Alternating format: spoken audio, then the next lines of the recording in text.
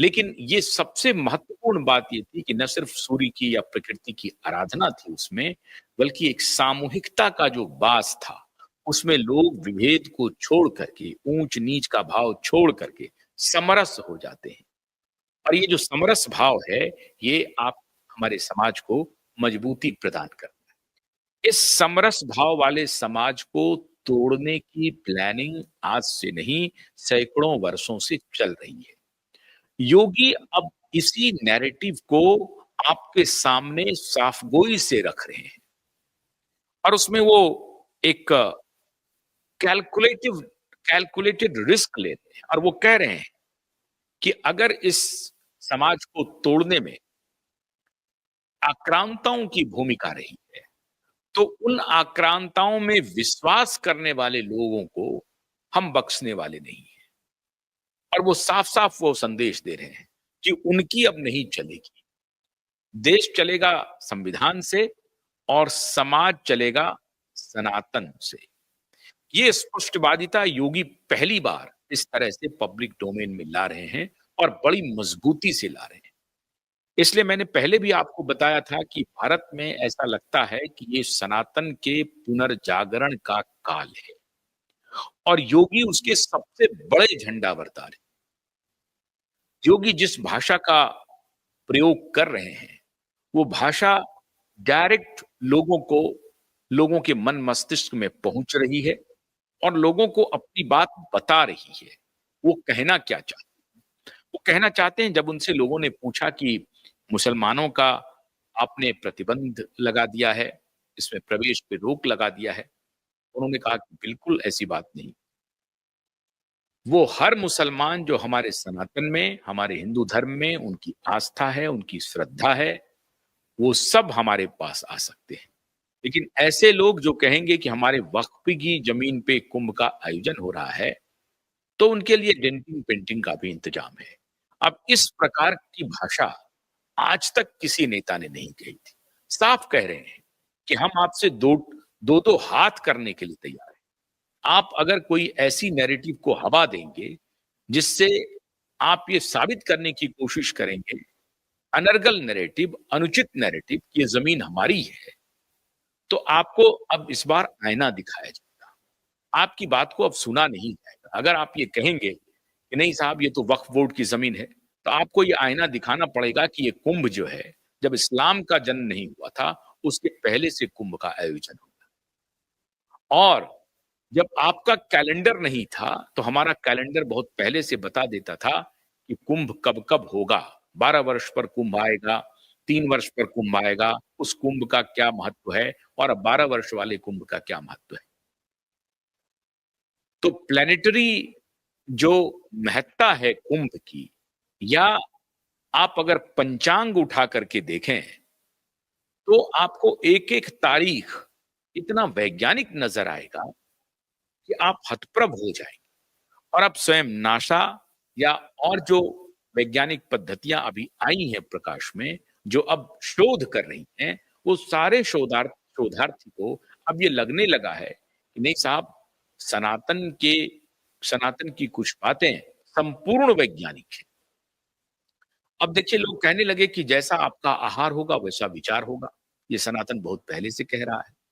जब आप कुंभ स्नान के लिए जाएंगे, तो आपके मन में एक सात्विकता का बोध है। वहाँ क्या खाएँगे? वहाँ मटन मुर्गा नहीं चलेगा, वहाँ अंडा मछली नहीं चलने वाला है। जब आप वहाँ जाएँगे, तो वहाँ सात्विक भोजन का ही वर्ण करेंगे, सात्विक आहार लेंगे, साग-सब्जियों से बने हुए जो खाने हैं, वही खाएँगे, शाकाहारी भोजन खाएँगे और फिर आप गंगा में स्नान करेंगे।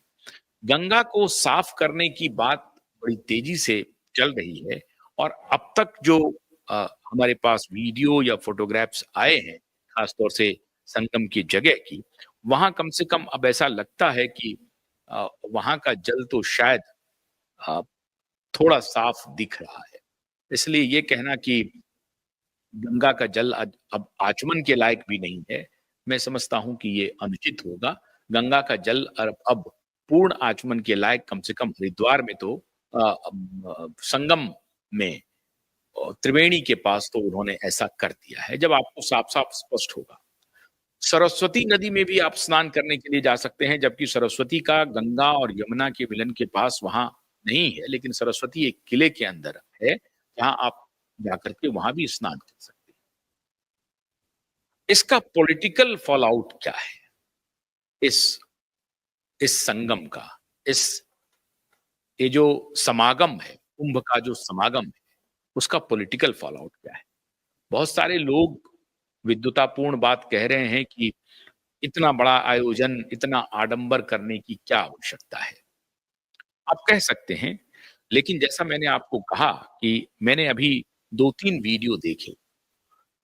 विदेशी मेहमान जो हमारे यहाँ आ रहे हैं संगम में डुबकी लगाने के लिए, वो कह रहे हैं कि मैं मोक्ष प्राप्त करना चाहता हूँ और प्रयागराज की सड़कें और गलियाँ मुझे साफ दिखाई पड़ रही हैं। ये है इसका महत्व। ऐसे आयोजनों से आपको जो लाभ होता है, ये होता है कि वो शहर विशेष जहाँ ये आयोजन हो रहा है, उसका विकास होता है, उसके आस-पास के इलाके का विकास होता है और ये फिर आने वाले सैकड़ों वर्षों के लिए उस विकास का लाभ लोगों को मिलता है। अगर आप बहाना ही सिर्फ मान लें, संगम के बहाने उसका वैज्ञानिक महत्व तो है ही है, लेकिन कुंभ के बहाने प्रयागराज और उसके आसपास के इलाके का जो प्रगति हो रहा है, वो भी अभूतपूर्व है और इसमें जिस सामूहिकता का भाव पैदा होता है, हर व्यक्ति खुद को स्वच्छ रखना चाहता है और अपने आसपास के जगह को भी स्वच्छ रखता है। कम से कम वहाँ स्वच्छता का भाव लेके जाता है। इतना बड़ा मनोवैज्ञानिक आयोजन है और इस मनोवैज्ञानिक आयोजन की हज़ारों वर्ष की हमारी परंपरा है। मैं तो कहता हूँ कि लंदन में टेम्स नदी पर भी ये समागम लगे। वहाँ भी लोग उसी भाव से कोई एक दिन मुकर्रर करें और वहाँ भी स्नान करें। गंगा तो उन्हें वहाँ नहीं मिलेगा टेम्स में, हालाँकि सफाई टेम्स की बहुत ज़बरदस्त है। वहाँ भी लोग जा सकते हैं। अमेरिका में भी जाएँ। नदियों के प्रति, नदियों के रख-रखाव की जो भाव, ये बात मैं मान सकता हूँ कि भारत में अभी बहुत सारे कालनेमी भी हो गए हैं। इनके नाम पर ढोंग भी चल रहा है। गंगा की सफाई के नाम पर हज़ारों करोड़ रुपए बर्बाद हो गए, लेकिन कानपुर का गंदा नाला या और शहरों के गंदे नाले आज भी जमुना में बह रहे हैं, गंगा में प्रवाहित हो रहे हैं। तो मुझे हैरानी इस बात की है कि प्रशासन इस तरफ क्यों नहीं गंभीर है। लेकिन अगर ये आयोजन हुआ और इसी प्रकार से आयोजन होता रहा, तो इस आयोजन का महत्व ये है कि इसके बहाने लोग कमियों को भी तलाशेंगे, लोग कमियों को भी उजागर करेंगे, वो भी उन कमियों को बताएँगे प्रशासन को, आपने कुंभ का स्नान तो आयोजित कर लिया, इतने करोड़ों लोगों को बुला लिया, लेकिन गंगा तो मैली है। तो गंगा की सफाई के लिए आप क्या कर रहे हैं? तो ये भी एक बहुत बड़ी ज़िम्मेदारी का भाव होगा प्रशासन के लिए और ख़ास तौर से उत्तर प्रदेश के मुखिया योगी आदित्यनाथ के लिए। तो योगी आदित्यनाथ ये उनको मालूम है कि अगर 50 करोड़ लोग वहाँ पर आएँगे, तो 50 करोड़ लोग 2 देश के बराबर है, 2 बड़े-बड़े यूरोप 2 यूरोप उसमें समाहित हो जाएँगे।